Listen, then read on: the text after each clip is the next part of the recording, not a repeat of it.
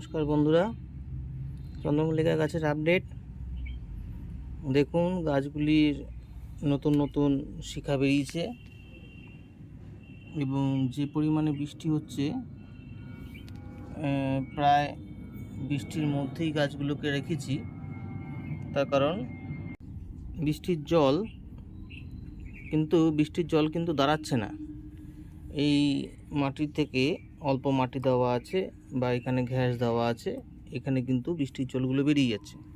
তো আমরা এখন কি করব, আমরা খাবার হিসেবে এই এই গাছের গ্রোথের জন্য এই সময়টা কিন্তু কিছু কিছু করে খাবার গাছকে দেব, এবং সেটা খুব অল্প পরিমাণে হলেও দিতে থাকবো, যে গাছের গ্রোথের জন্য।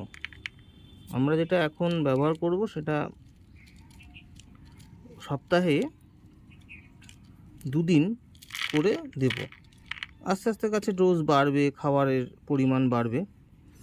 যেটা নিচ্ছি সেটা হচ্ছে সুফলা NPK 15-15। তো কেমনভাবে দেবো, যেহেতু গাছ এখন গ্রোথ নিচ্ছে আর বৃষ্টির জলেই আছে, সেহেতু এই সুফলার যে দানা রয়েছে প্রত্যেক কটা গাছে আমি 4টে বা 5টা করে দিয়ে দেবো।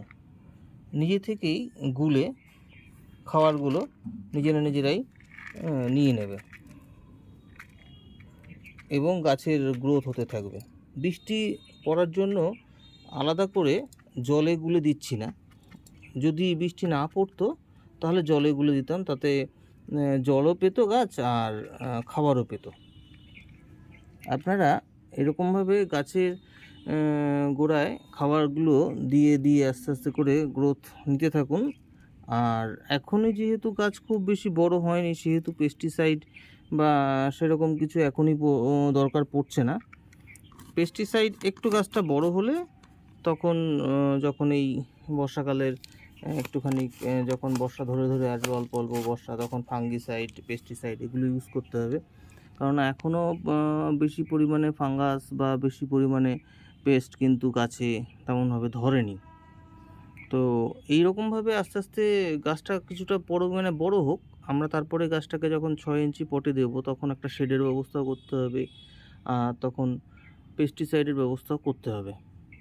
তো এরকমভাবে করতে থাকুন। নমস্কার বন্ধুরা, ভালো থাকুন, সুস্থ থাকুন।